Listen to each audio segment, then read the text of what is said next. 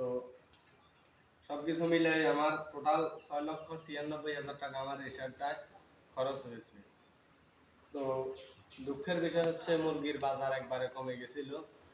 তো ওই শার্টটায় আমি বিক্রি করেছি 152, 50 বা 46 এরকম, কিন্তু এখানে 130 টাকা, 32 টাকা, 35 টাকা এরকম বিক্রি করেছি।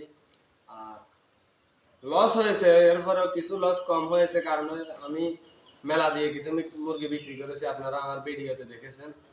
আলহামদুলিল্লাহ মেলা দিয়ে বিক্রি করেছি প্রায় 1000-এর মতো মুরগি মেলা দিয়ে বিক্রি করেছি। এই কারণে আমার 30,000 টাকা কম লস হয়েছে। মানে মেলার মুরগিটা আমি আলাদা একটা হিসাব করেছি, ওজন এখান থেকে ওজন দিয়ে অন্য একটা খামারে নিয়ে বিক্রি করেছি। তো সবকিছু মিলেই আমার টোটাল 6,20,000 টাকা মুরগি বিক্রি হয়েছে।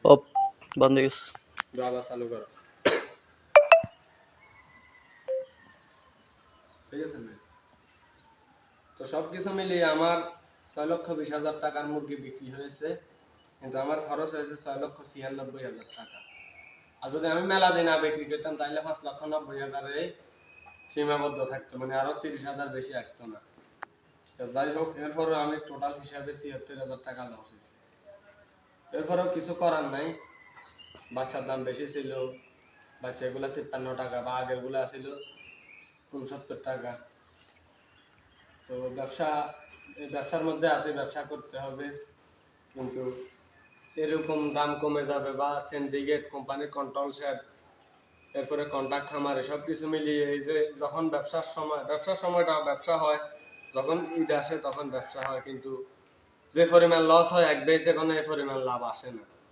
যারা খামার করেন একটা বছরে হিসাব করলে আসলে তেমন একটা লাভ নাই। একটা 2000 মুরগির 60,000 প্রায় 5 লাখ, মুরগির পুঁজি 5 লাখ, টোটাল 10 লাখ টাকা পুঁজিতে যদি মিনিমাম 50,000 টাকা ইনকাম না হয়, এত পরিশ্রম, আবার এটার মধ্যে ঝুঁকিও থাকে। আপনি এক বছরে 7টা বেচ করতে পারবেন, মানে 1.5 মাসে যদি হিসাব করে 8টা বেচ, কিন্তু একটা আমি কম দিলাম 7টা বেচ। এরপরে 1-2টা বেচে লস হয়, কোনোটাতে মুখোমুখি।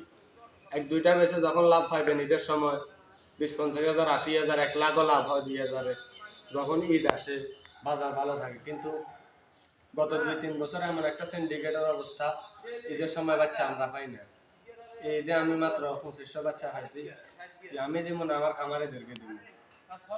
তো সবকিছু মিলিয়ে আলহামদুলিল্লাহ আবারও অন্যান্য সাইডে বাচ্চা দিছি, এখানেও দিব, সামনের সপ্তাহে এখানে আবার বাচ্চা দিব। সবাই ভালো থাকেন।